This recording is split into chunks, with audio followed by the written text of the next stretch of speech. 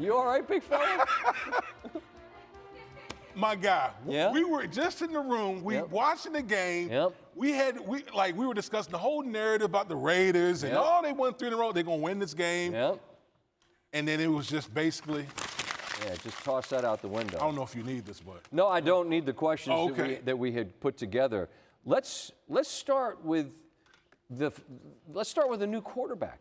I mean, help me understand. Because you guys in the league, you coaches spend 20 hours a day there. You're working on game plans. You got these playbooks that are however many, I was going to say a phone book, and people are like, what the hell is a phone book? It's a lot of plays, right? So Mayfield just gets there. Yeah. How much working knowledge does he have of what's going on? I don't think people understand how crazy, like what Baker just pulled off.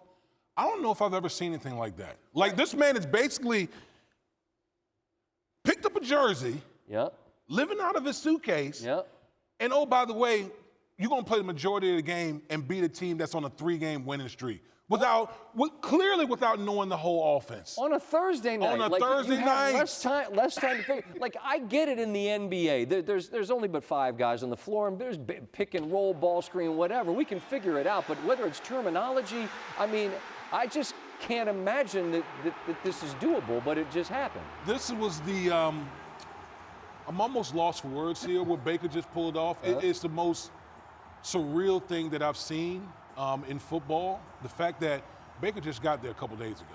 Right. And on a short week, Thursday night, went out there and guided his team to a win.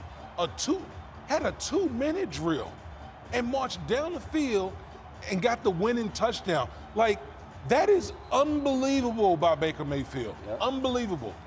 And there's 2 sides to this. I'm going to get to the Raider piece in a minute because this is just another, That's crushing. It's crushing. We'll get to them in a minute. Yeah. From the Rams piece, all right, look, you and I are talking about this in the room. They're one of the rare franchises that pushed all their chips into the middle last year and won the hand. A lot of teams sell out to try to win. They did. And now you're saying organizationally for them, hit the reset button, tear it down, and start over, right? That's what we said in the room. I said, you know what? They accomplished what they wanted to accomplish. They won the Super Bowl. They said, damn all those picks. And they did it their way. Yeah, and they won a Super Bowl. So I'm thinking, you know what? Strip it down. It's time. You know, you got the Seattle Seahawks are coming with all their picks and the way they're performing. San Francisco in the same division. I'm figuring, okay, tear it all down. And then we have a game like this happen tonight. Now, when Mayfield, and again, we had this, I said this the other night on the show about Matthew Stafford, a guy that took a pounding in Detroit. Now he's got neck and head injuries.